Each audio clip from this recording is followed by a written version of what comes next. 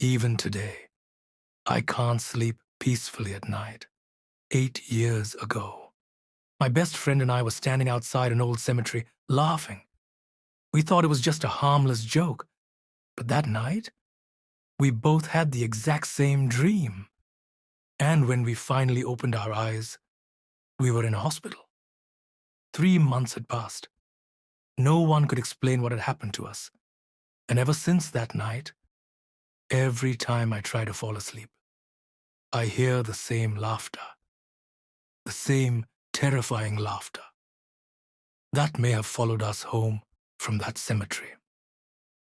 This is the story of what happened to us on October 13th, 2018.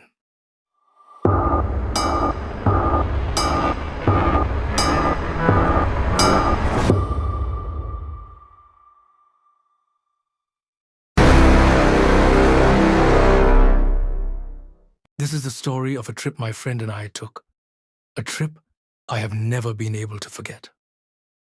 Even today, the date remains crystal clear in my mind. Sunday, October 13th, 2018. It was the final month of autumn. Yellow and crimson leaves drifted from the trees, covering the roads like a fading blanket of color. Early that morning, my friend called me. There was something unusual in his voice, a strange excitement, the kind of excitement someone has before embarking on a great adventure. "Wake up, man," he said. "Let's get out of the city today. Let's drive somewhere far away, somewhere in the countryside.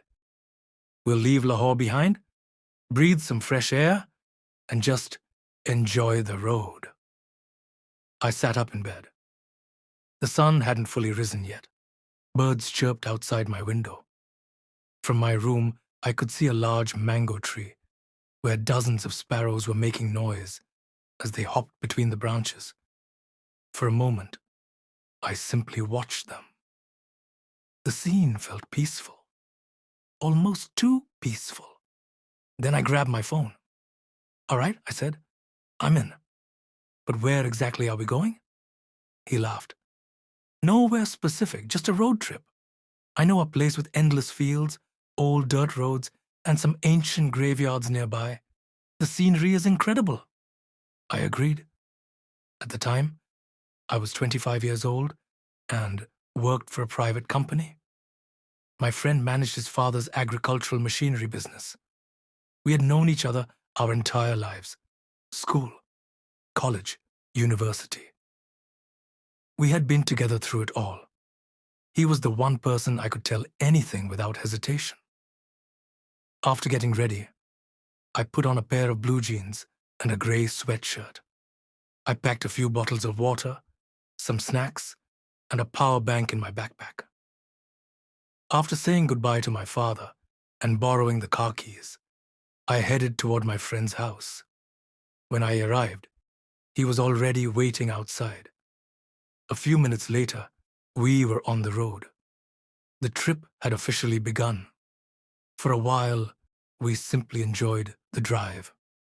Then my friend switched on the radio. At first, it was just static. Then a voice emerged from the speakers.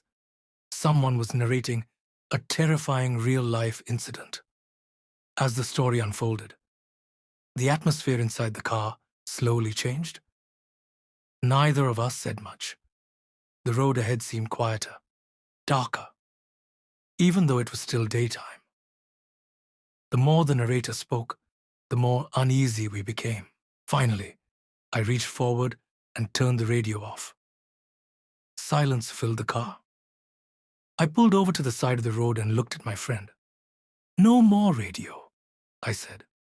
He nodded immediately. Neither of us argued. We simply continued our journey. A few hours later, we entered an area that felt strangely familiar. And then I remembered. I had been there once before as a child with my grandfather. The countryside stretched endlessly around us. Fields, canals, ox carts, and open skies that seemed to go on forever. By afternoon, the sun had begun its slow descent. We stopped in a small village for lunch.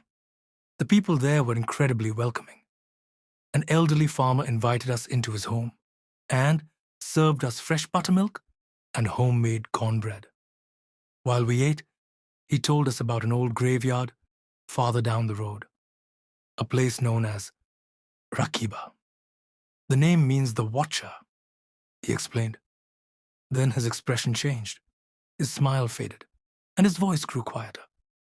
But sons? You shouldn't go there after sunset. My friend and I exchanged a glance. The old man continued. People say strange lights appear there at night. He paused, and sometimes you can hear laughter. A cold shiver ran through me. My friend immediately looked at me and grinned. We should definitely check it out. I shook my head. Come on. None of that stuff is real. It's just village folklore. Stories people tell to scare each other. At least, that's what I said out loud. The truth was different. Deep inside, I felt uneasy. I've always been afraid of mysterious things. Not enough to admit it to anyone, but enough to feel it. We thanked the farmer and left the village behind. The evening sky was beginning to transform. Orange, pink, deep shades of purple. The air grew colder, and the shadows grew longer. Soon, the paved road disappeared. A rough dirt path stretched ahead of us. Tall grass swayed on both sides. Wild bushes crowded the edges of the road.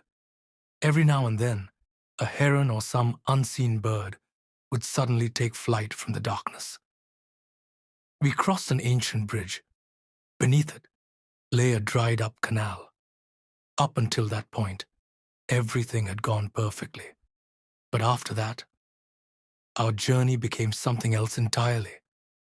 Something neither of us could have imagined. Something that would change our lives forever. And then, we saw it. The place where everything began. As we continued down the road, something caught our attention. On the left side stood a massive graveyard. Not an ordinary graveyard. This place was surrounded by towering stone walls, covered in thick vines. Its rusted iron gate looked ancient, as though it had not been replaced for centuries. A weathered sign hung above the entrance. It read, Rakiba Cemetery, Travelers until Judgment Day. The name alone felt unsettling. Most cemeteries are named after saints, villages, or families. But this one was simply called Rakiba. A chill crept down my spine. Both of us stared through the gate. Inside were hundreds of graves. Some were newly built. Some were old and broken. Others looked so ancient, they had nearly disappeared beneath the earth. Several graves had small flags planted beside them. Others were illuminated by flickering candles. In the growing darkness, those tiny flames looked less like candles and more like eyes, watching, waiting. My friend slowed the car. Dude, this place is huge. He grinned. Let's go inside. I immediately shook my head.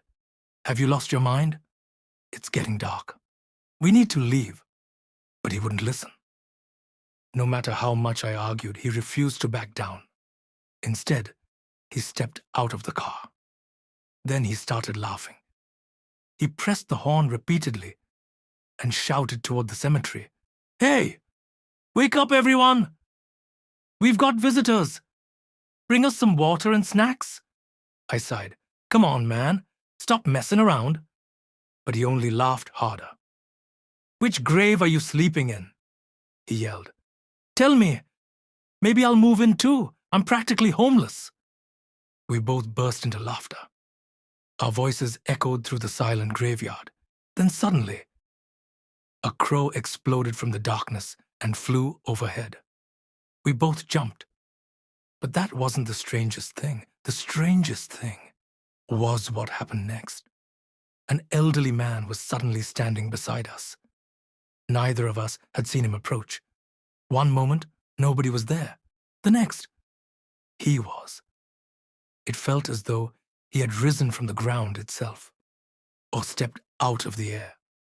He appeared to be around 70 years old, tall, thin, with a long white beard streaked with strands of black. He wore a white shalwar kameez, a white turban, and carried a bamboo walking stick. But it was his eyes that disturbed me most. They looked ancient, as if they had witnessed centuries pass by. He spoke softly, yet his voice carried an undeniable authority. "My sons," we turned toward him. "I've been watching you." He paused. "When you pass by a graveyard, you should never laugh. You should walk quietly, respectfully, without making a sound." My friend smiled. "Why, Babaji? Will we wake the dead?" The old man let out a deep sigh, a sigh so heavy it felt as though the wind itself had exhaled. "You are young," he said. "You don't understand. Every grave here contains a story. Every soul carries unfinished wishes, unhealed pain. When you laugh, they hear mockery. They hear you saying, 'Look at us. We are alive. You are dead.'" I quickly spoke. "We didn't mean any disrespect. We were only joking." The old man nodded slowly. "Then joke somewhere else." His gaze hardened. "And remember this. Behind every laugh hides a face. And behind every face hides a laugh. You won't even realize when you become part of that laughter yourself." My friend chuckled nervously. All right. Next time, we'll stay quiet." The old man turned to leave. But before walking away, he looked back one final time. "Leave this place before darkness falls." Then his expression changed, and his next word sent ice through my veins. "Tonight, both of you will see the same dream. The exact same dream. It will show you something. It will teach you something. If possible, take your laughter back." His voice dropped to a whisper. "Otherwise..." He stopped speaking, turned around, and disappeared into the darkness. For a few seconds, neither of us moved. My heart was pounding. I looked at my friend. "That's it. We're leaving. Right now. I'm serious. I don't like this place. I don't like any of this." But my friend suddenly pointed toward the cemetery. "Wait! Look over there." I followed his finger. At first, I thought I was looking at a cat, or some animal moving between the graves. Then I realized it was much larger, roughly the size of a person, but there was nothing human about it. It was completely white, pure white, like a burial shroud, except it wasn't lying still. It was moving. The wind blew from east to west, yet the figure swayed against the wind, slowly, gracefully, almost as if it were dancing, a strange, silent, impossible dance. Sweat formed across my forehead. My stomach tightened. Every instinct inside me screamed that something was wrong, very wrong. I switched on the headlights. The figure became clearer, 5 or 6 feet tall. No face, no mouth, no nose, nothing, except 2 glowing red eyes. Eyes that were staring directly at us. Not glancing, not wandering, watching, like a hunter who had already chosen its prey. Then it moved, slowly turning away, walking deeper into the graveyard. But it didn't disappear. It stopped every few seconds, as if making sure we were following, as if inviting us. "Come, follow me." I swallowed hard. "No, we're leaving." My voice trembled. My entire body was shaking. My friend looked at me and laughed. "Are you scared?" The question irritated me. But what shocked me more was how calm he seemed. "Seriously?" I asked. "You aren't scared?" He shrugged. "I'm going in. If there's something there, I want to see it." I tried to stop him, again and again. But he ignored every warning. He walked through the gate, alone. For a moment, I stayed behind. Then reality hit me. If I remained outside, I'd be standing alone in front of a haunted cemetery. And if I followed him, well, my life might be in danger. I chose the second option. I shut off the engine, put the keys in my pocket, grabbed a flashlight, and followed my friend into the darkness. The cemetery gate creaked as we stepped inside. Immediately, a foul odor surrounded us. It wasn't the smell of soil or flowers. It smelled dry, ancient, like burned paper or old bones turning to ash. I switched on my flashlight, but the beams seemed weak. The darkness swallowed the light before it could travel far, almost as if the air itself refused to let us see. We walked between rows of graves. Dry leaves cracked beneath our feet, and sometimes something else cracked too, something harder, like bone. One gravestone read, "Here rests the man who never rested." Another read, "It is too late for him now. Let no one wake him again." I stared at the inscriptions. Who writes things like that? Why would anyone write that? Meanwhile, the white figure remained ahead of us. Every time we approached, it moved farther away. Not fleeing, not attacking, playing, as though it wanted us to keep following. Then suddenly, we reached the center of the cemetery, and everything changed. There stood an enormous ancient tree. Its branches stretched across the sky like giant arms embracing the dead below. Beneath the tree was a black stone platform, and sitting upon it was the white figure. Now, it was only 15 feet away, close enough to see clearly, close enough to know this wasn't a person, it wasn't a ghost, it wasn't a jinn. It was something else entirely, something born from nightmares, something that looked like fear itself had been given a body. Then it made a sound, not a man's voice, not a woman's voice, not a child's voice, not an old person's voice. It laughed, but it wasn't one laugh. It was thousands. Thousands of voices laughing at the same time. Some loud, some quiet. Some sounded insane. Others sounded as if they were crying while laughing. The sound was horrifying, not joyful, not funny, pure terror. And then the laughter came from everywhere. Behind us, in front of us, above us, below us. It felt as though the entire cemetery had become a giant mouth, and it was laughing at us. My friend grabbed my arm. I grabbed his. Neither of us spoke. Our legs trembled uncontrollably. Cold sweat poured down our faces. Our teeth chattered. And that's when we realized something horrifying. We no longer knew where the exit was. The cemetery had changed. Every direction looked the same. Rows and rows of graves stretched endlessly into the darkness. Then, the ground began to shake.